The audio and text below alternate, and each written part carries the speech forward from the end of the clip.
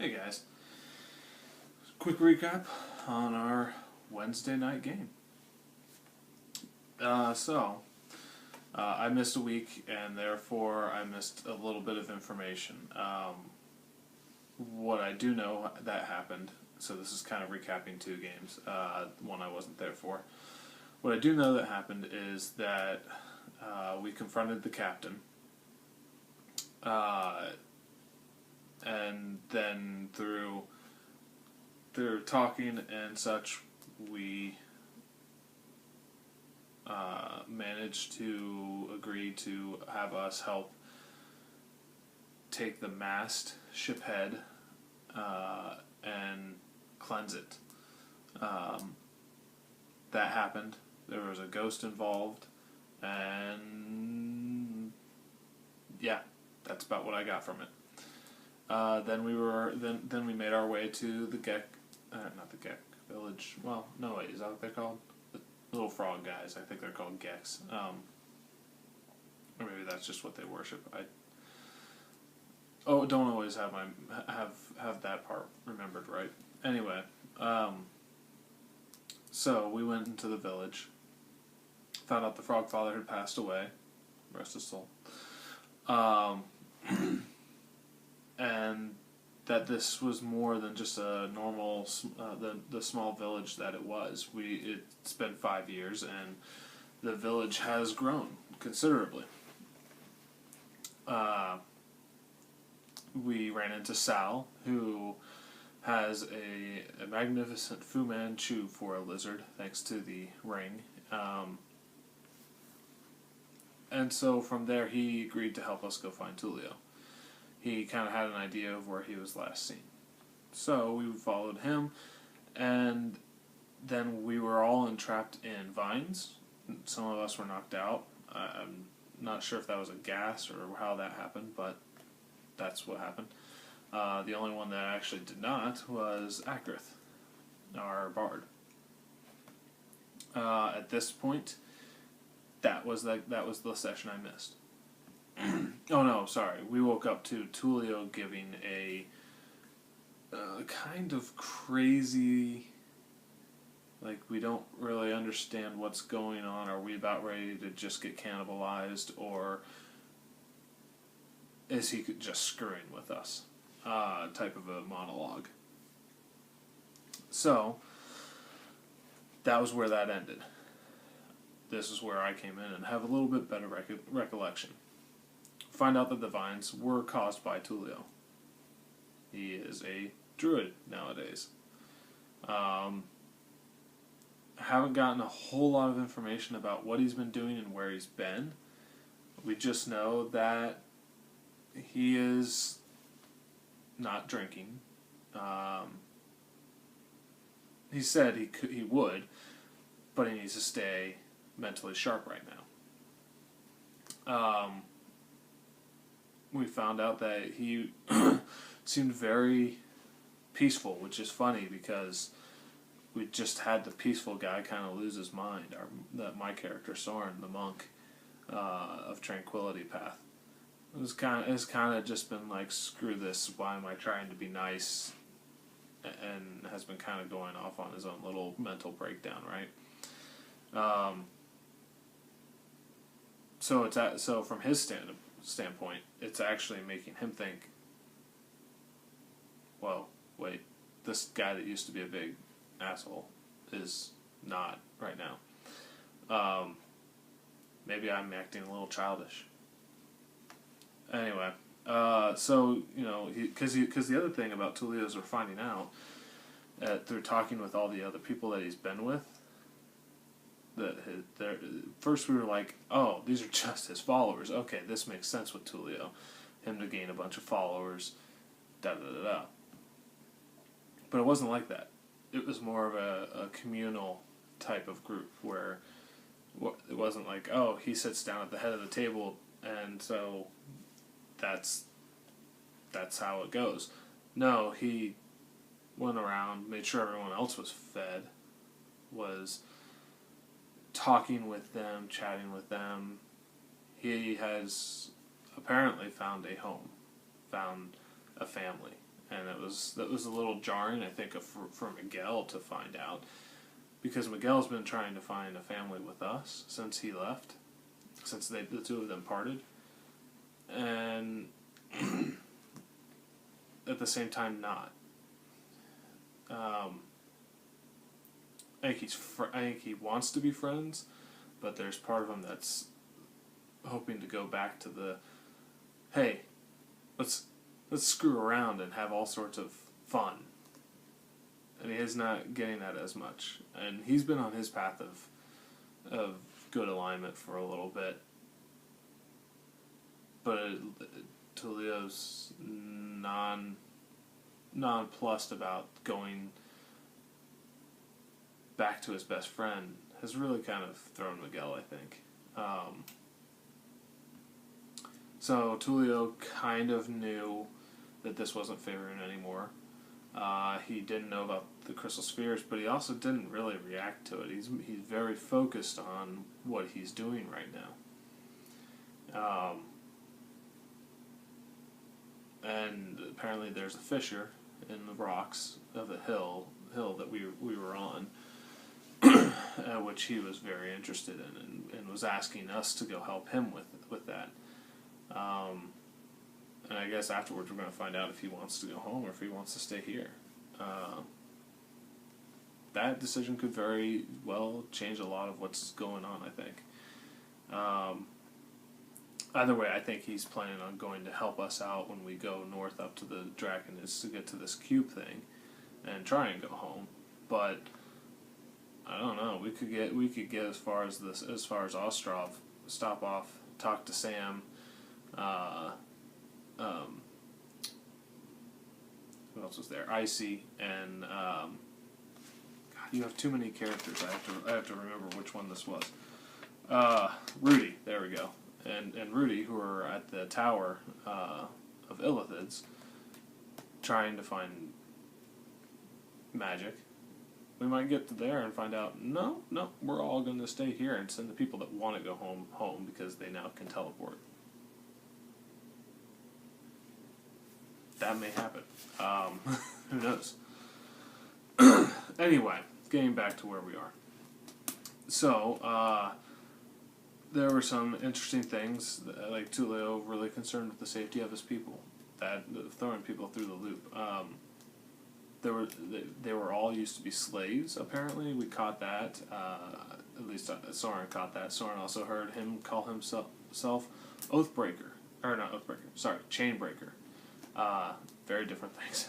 Chainbreaker. So, putting the two and two together, did he save these people and is now feeling responsible for them? I don't know. Then, as we're waking up in this communal house, druidic house, there are fireballs leaping through the air and start burning the forest. Massive fireballs. Oh, wait, this has happened before. This is what happened when we left the crater the first time. Okay, we're being attacked by the Skrull and their necromantic guys again. Okay, that sucks. Soren wanted to really go after them. But Tulio played it right. Tulio got his people out of there. He's very focused, which is really cool. The guy that plays him, Carson, is doing a really good job, I think, of yeah, that's great, guys. I've got to do this, and it's like I said, it's making my character think things over. I would hope that some of the other characters are kind of thinking, oh wait, this is different. This is time to be focused. I don't know. That's just kind of how I feel about it. So he gets everyone to make sure everyone gets on their way to going to safety. I know that a couple pot shots were taken by Miguel and his new gun through the flames, so we couldn't see them. No idea if he killed them or not. Probably did, but at least one or two.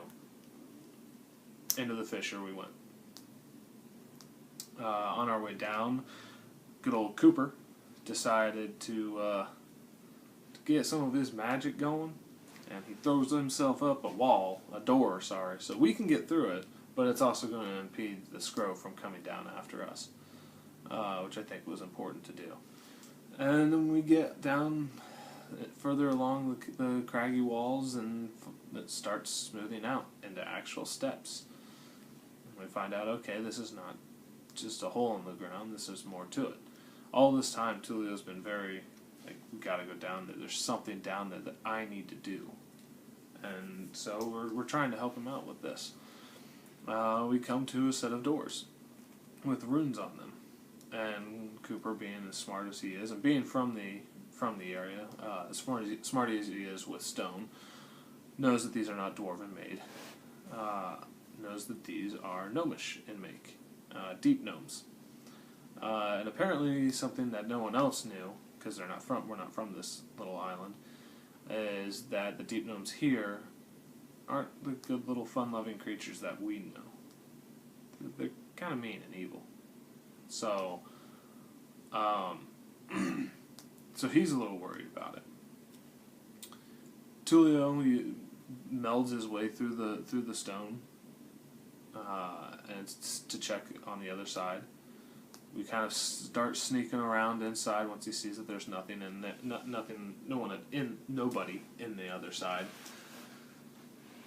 And it's this room. The door, I think it was to the right, and a hole that goes down. And while we were right after we got in there, in barged this fairly large creature, from what I can tell. It looks around scared, and then jumps in the hole and takes off. Right, coming in right behind that are a pack of deep gnomes with spears, and they're talking in undercommon or deep speech, no, undercommon, talking back and forth. So Miguel knows what they're saying. And then they go and jump after the hill, and we get the idea. Oh, they're trying to kill this little, or this not big, little but big creature. So they go. Immediately, Tulio springs into action, starts casting Long Strider on party members, and tells Miguel to ride him, tap on his head when it's time to shift back. Jumps down the hole, shifts into a horse. I can't remember. No, it wasn't a pack horse. Shifts into a horse. Miguel jumps on him. We all take off down this hole, and it's a tunnel basically. Get to the point where all the deep gnomes have this creature surrounded in a little circular area. And Miguel fires off a warning shot. Big gun goes off. Boom. Makes everyone kind of stop and freeze and go, what the heck? We all start catching up as Tulio tries to calm the creature and help it.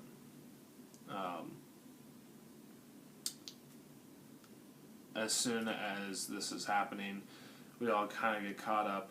One of the deep gnomes, I can't remember if there is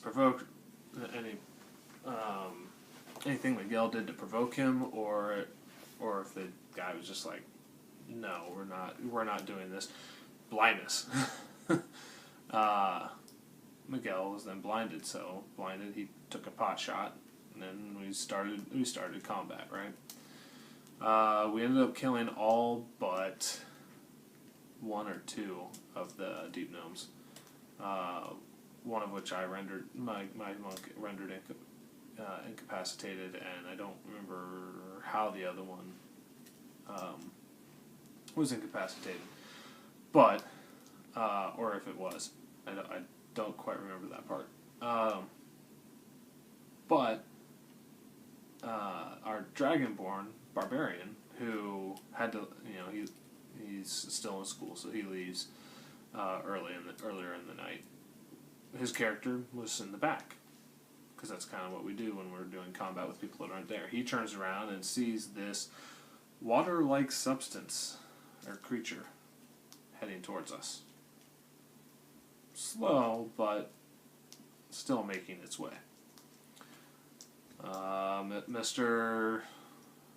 I don't know you anymore, Tulio, jumps back there when we're warned and starts casting a gust of wind down to slow the creature's movement and possibly push it back. Succeeds at first, allowing us to finish the battle with what we're doing, and this is kind of where we stopped. So the battle is ended with these deep gnomes. The creature that was trapped has climbed its way out of that little circular area where the wall was crumbling. And to my best knowledge, we are trying to figure out if we attack or flee from this, my guess, gelatinous cube. Could be something else, who knows, but that's what's going on. And yeah, that's kind of where we left off. So, yeah, that's all I've got in my notes. It was a fun game. It was a lot of fun. Anthony, thank you again for another wonderful session. There's a lot of cool things that are happening that we're trying to get through, and I hope that we have enough time to kind of wrap a little bit up before Christmas, and I don't know, maybe get some RP time in for Tulio and anyone else that wants to get a little bit more off of their head with their backstories. We are kind of going at breakneck pace right now for leveling, because we're trying to get our butts up to the Draconids in level 12 quickly.